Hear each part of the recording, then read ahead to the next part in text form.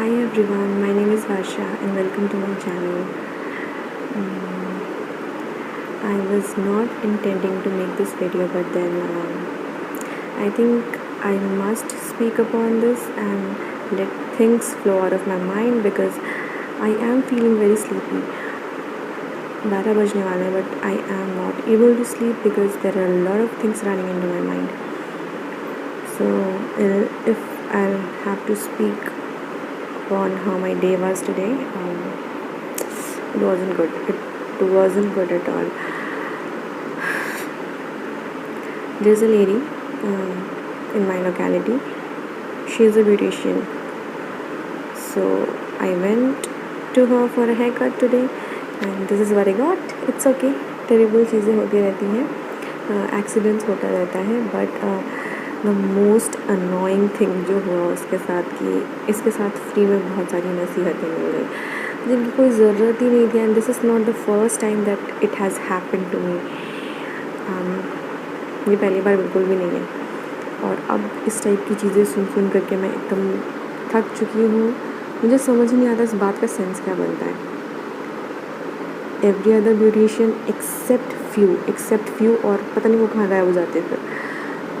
उसके बाद पता नहीं इधर दे लीव देयर जॉब या कुछ हो जाता है, बट वो गायब हो जाते हैं.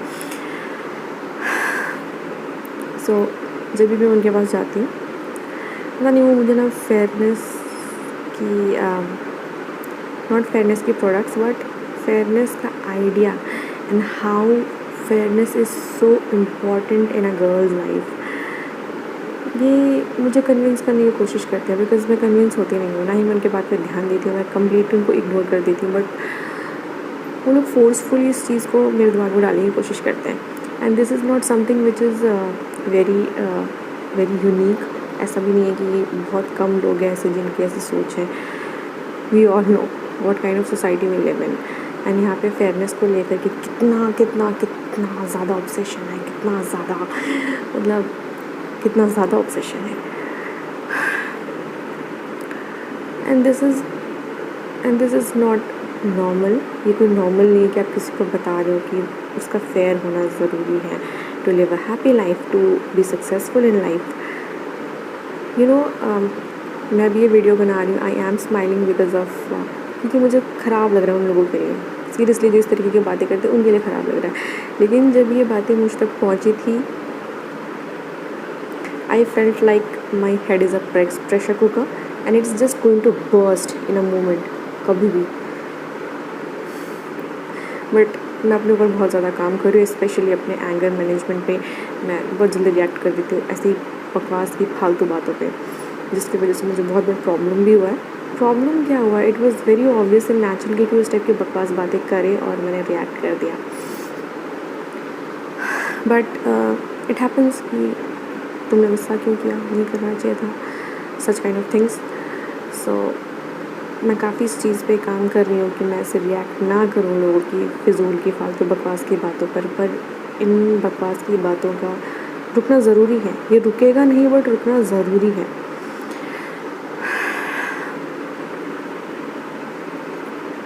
That lady she started showing me some pictures कि देखो मैंने इनको इतना फेयर बना दिया मेकअप करके ही सही, मैंने इनको makeup is such a beautiful thing. It's nothing miraculous but I think it's just a feel good thing. And for me makeup is a lot of colours. Seriously it's not about concealing, it's about accentuating your beautiful features. मुझे makeup के बारे में कभी भी ऐसा ख़राब नहीं लगता या नहीं लगा अनटिल एंड अनलेस कोई मुझे इस चीज़ पर एम्फसाइज़ करे कि दैट इज़ समथिंग जो तुम्हें गोरा करने के लिए है, फेयर करने के लिए है और उसी से तुम अच्छे लगोगे. ये it's out of my mind. ये बातें मुझे कभी समझ में भी नहीं आया, ना मुझे पसंद आया. So she started showing me some pictures, वो भी जूम कर करके कि just look at her hand. और वो लोग इतनी गंदी भाषा का इस्तेमाल करते हैं ना, इतनी ख़राब भाषा का इस्तेमाल करते हैं कि यू नो व्हाट काला इज़ दिस ब्लैक है. यू नो काला इसको बोला जाता है. यू कांट कॉल ब्राउन काला. ब्राउन इज़ नॉट काला. And even if somebody is black, genuinely black, nature ने उनको ऐसा बनाया है. They look like their parents. और उनके पेरेंट्स को भी नेचर ने बनाया, वो अपने पेरेंट्स की तरह दिखते हैं। देखो what's wrong seriously what's wrong. And she started showing me those pictures, वो पूरा जूम करके कि just look at her hands, how black she is, and मैंने इसको कितना ज़्यादा फेयर बना दिया on her D day. It's nothing to feel good about, इसमें कुछ भी अच्छा नहीं है। And I think this is the third और फोर्थ टाइम जब मेरे साथ ऐसा हुआ है कि किसी ब्यूटिशियन ने मुझे इस टाइप का वाहियात बकवास चीज़ बोला हो। सिर्फ इतना नहीं, whosoever is watching this video and will be watching this video, especially the teenager girls, because they are emotionally and mentally very fragile.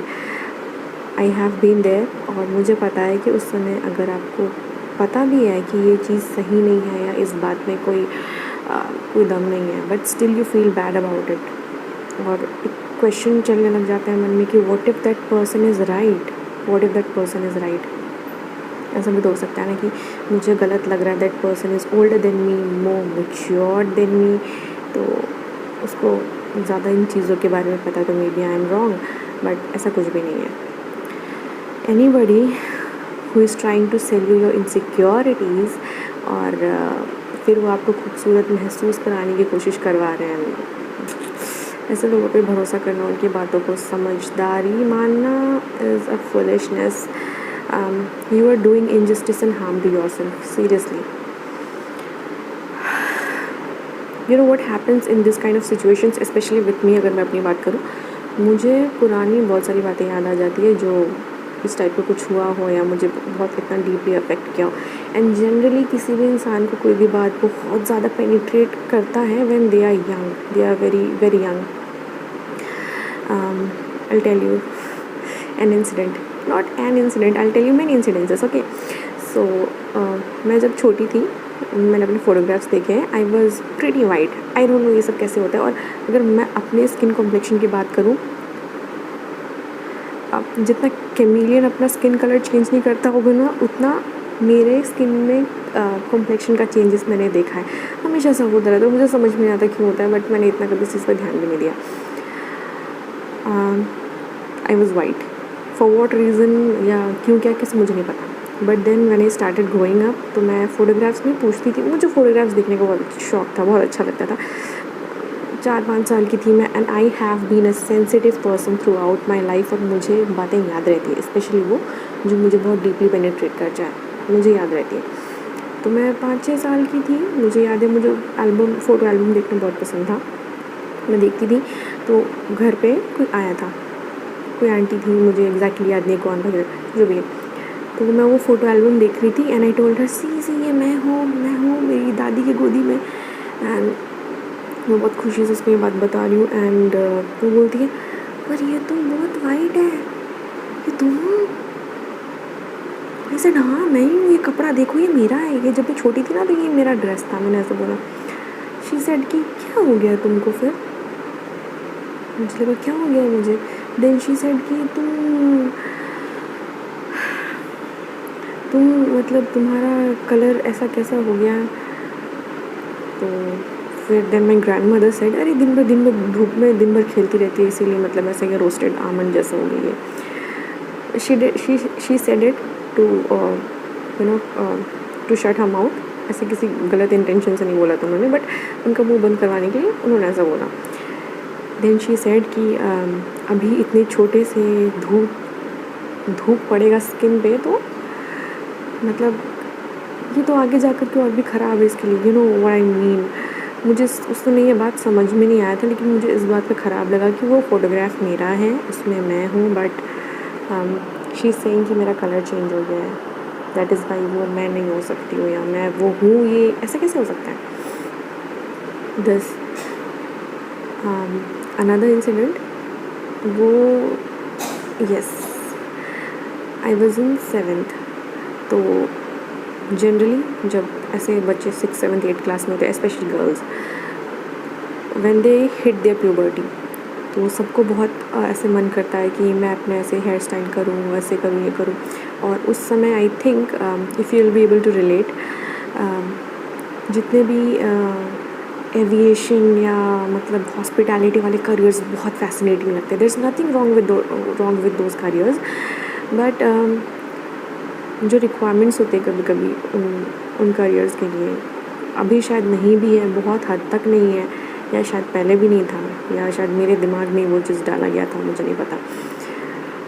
तो I wanted to become an air hostess. और एयर होस्टेस फ्लाई करना वो सब इतना fascinating लगता था मुझे. I really wanted to become an air hostess.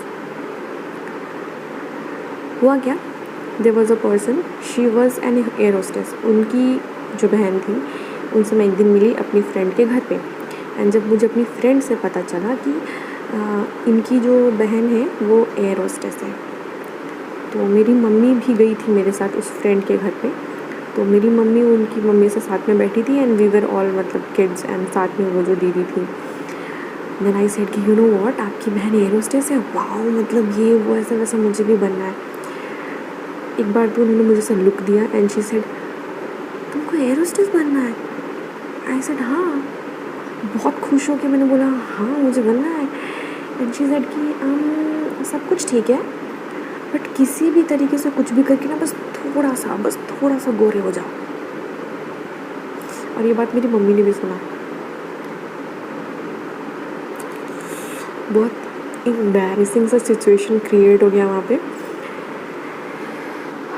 Because जो मेरी फ्रेंड थी she is also a person of dark complexion. मतलब मेरा जो स्किन शेड है उससे वो और 2 से 3 शेड्स मतलब डार्कर है.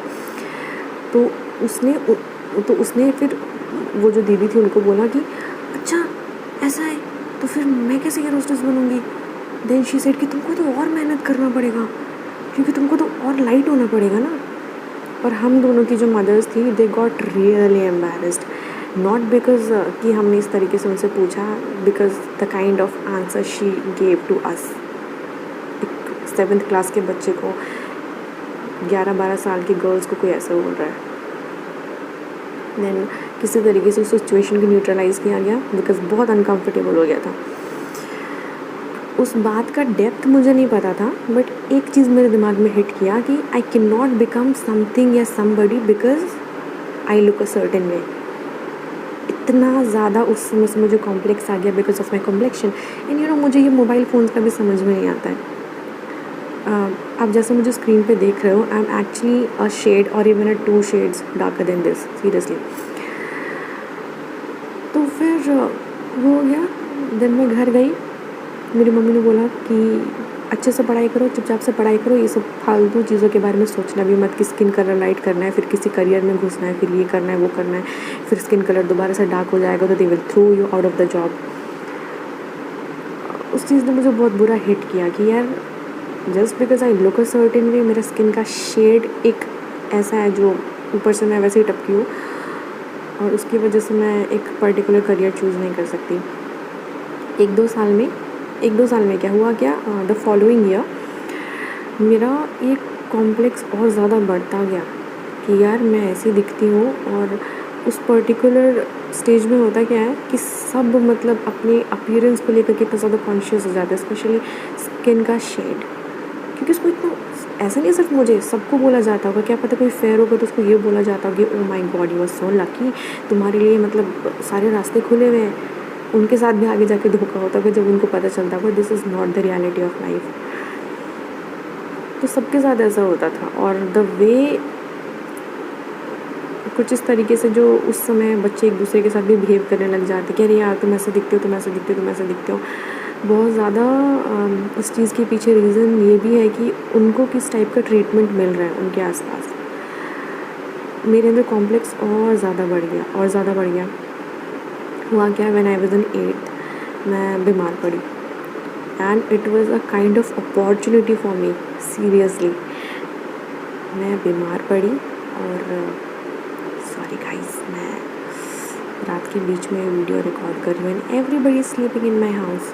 तो ओके, सो मैं बीमार पड़ी क्लास 8th में.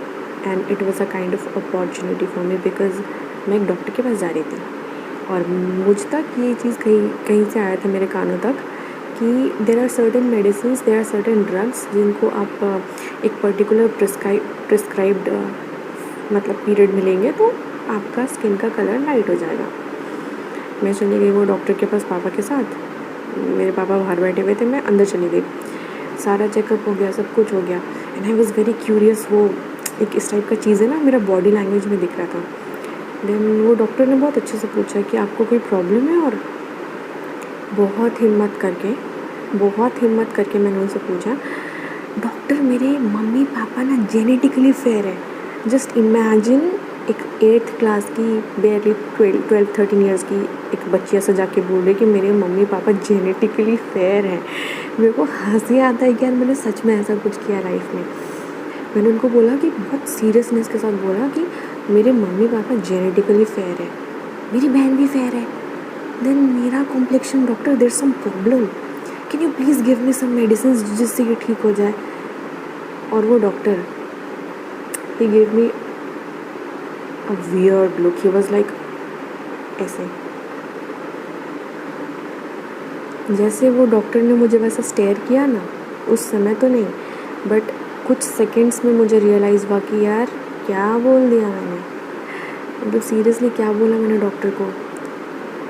डॉक्टर ने थोड़ा सा पॉज लिया एंड ही सेड, मेरी एक बहन है, वो ना तुमसे भी ज़्यादा डार्क है, पर पता है वो भी थाईलैंड में डॉक्टर है, बहुत अच्छी डॉक्टर है। उस समय तो मुझे इतना शर्म आया उस डॉक्टर के सामने, आई कांट टेल यू। मैंने बोला कि यार कितना क्या कर दिया मैंने, कितना गंदा, कुछ बहुत ख़राब मैंने बोल दिया, मुझे बहुत ख़राब लगा सीरियसली। देन ही सेड, आपके साथ कौन आया है? तो मैंने बोला मेरे फादर आए हैं। तो उनके साथ जो उनके मतलब असिस्टेंट थे वो उनको बोले कि थोड़ा सा वो दरवाज़ा खोलने कैबिन का, and he just look out of the door कि अच्छा कौन है इसका पेरेंट। जब उन्होंने पापा को देखा, मेरे पापा उनके पास रेगुलर जाते थे हर छोटी छोटी चीज़ों के लिए, मतलब किसी भी छोटी चीज़ों के लिए।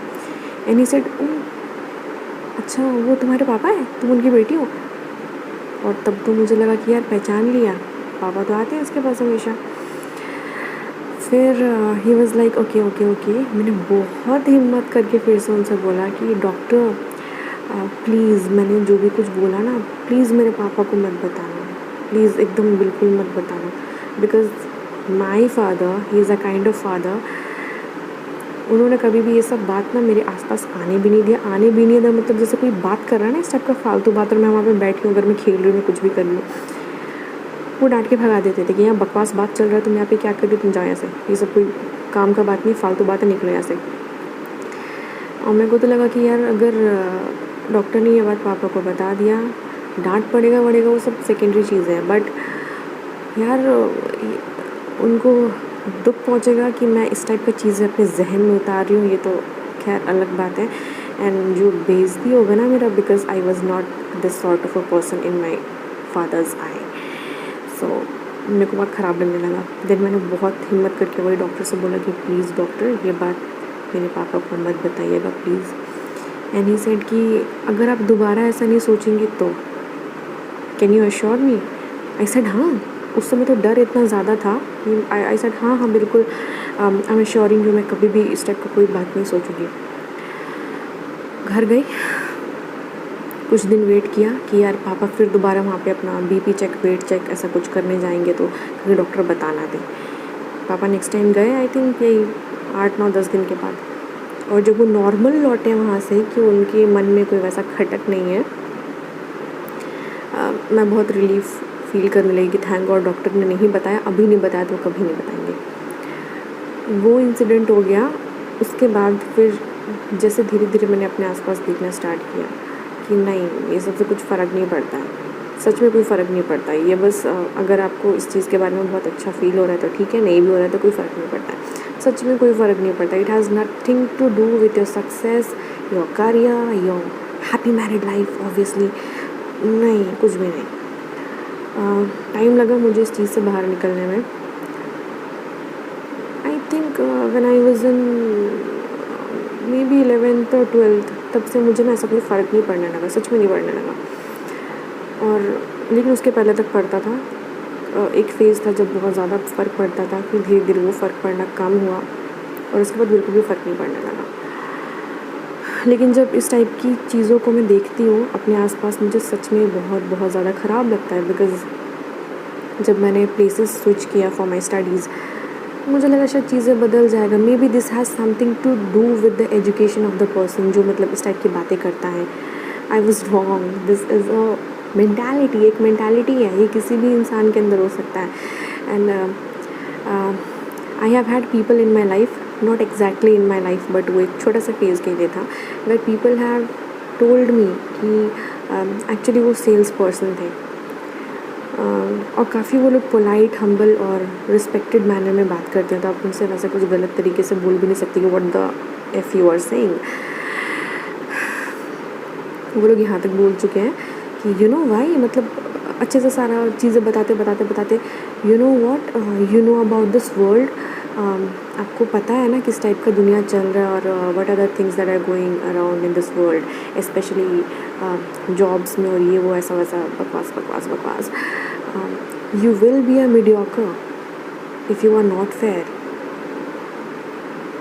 एंड आई सेड ओके, ठीक है, I live a mediocre life, but I live with the satisfaction and happiness.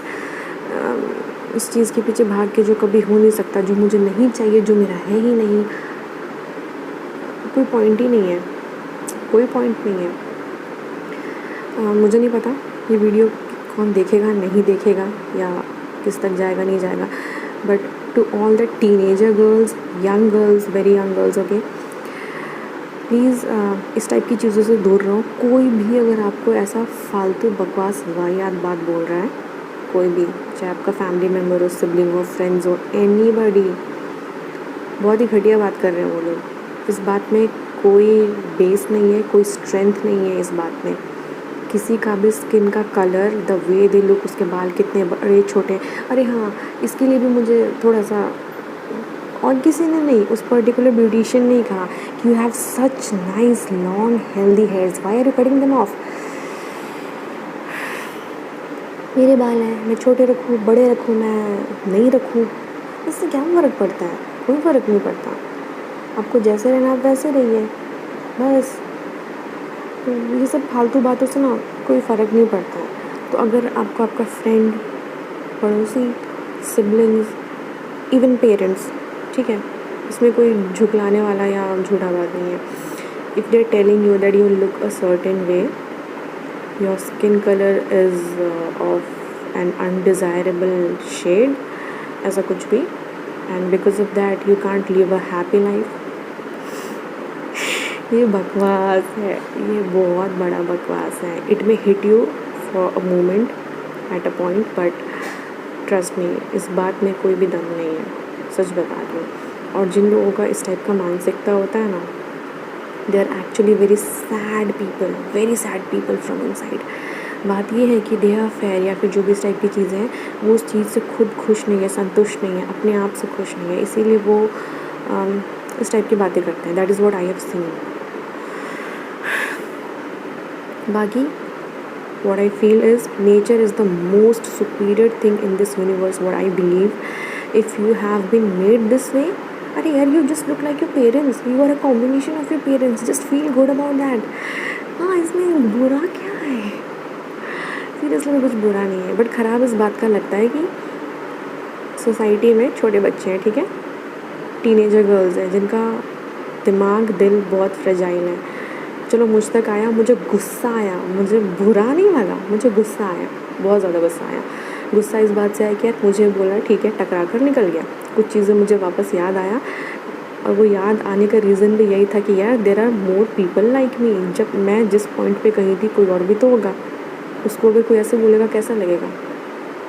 It's really bad, it's not good.